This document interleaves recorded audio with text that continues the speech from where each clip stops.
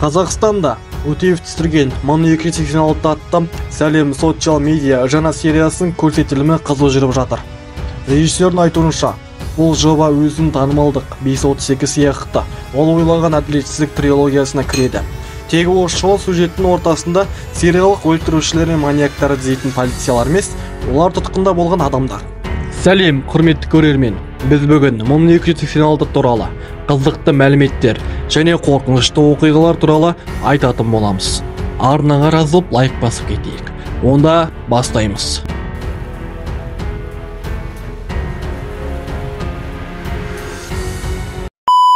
«532» картинасы бір мезетте көрерменнің көз айымына айналып, кинорежиссер Утеевтің танымалдығын одан әрі асқақтатып жіберген болатын. Кісі өлтіруші маньяктар туралы телетоптама ютубте миллиондаған көрсетілім жинап, көпшілікті ыстық ықыласының бөленді. Қазақстандық режиссер Алишер Утеев өзінің жаңа жобасында еңбек құлдығы мен адам сату секілді өршіп тұрған әлеуметтік тақырыпты көтеріп, бұл проблема бізде ғана емес, бүкіл әлемде өзекті екен. Ал Қазақстанда тек бірінші жартыжылдықтың өзінде осындай 110 қылмыс тіркелген атап өтті.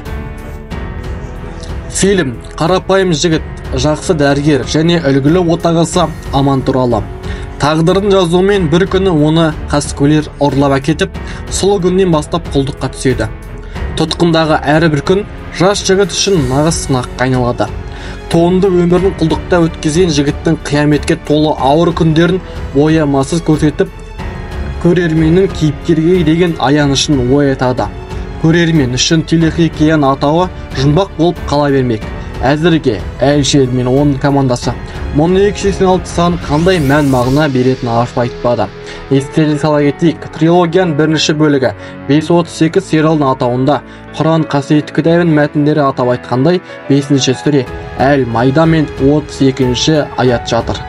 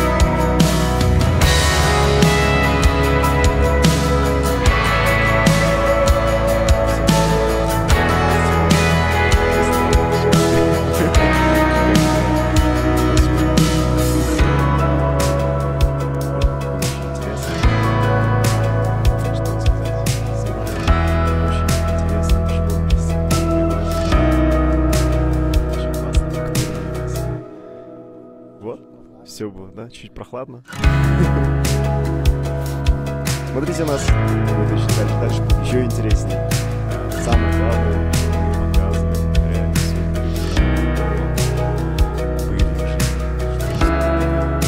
Возбуждаем уважение к тем событиям, которые действительно происходили. Нашей стране. Это все очень важно.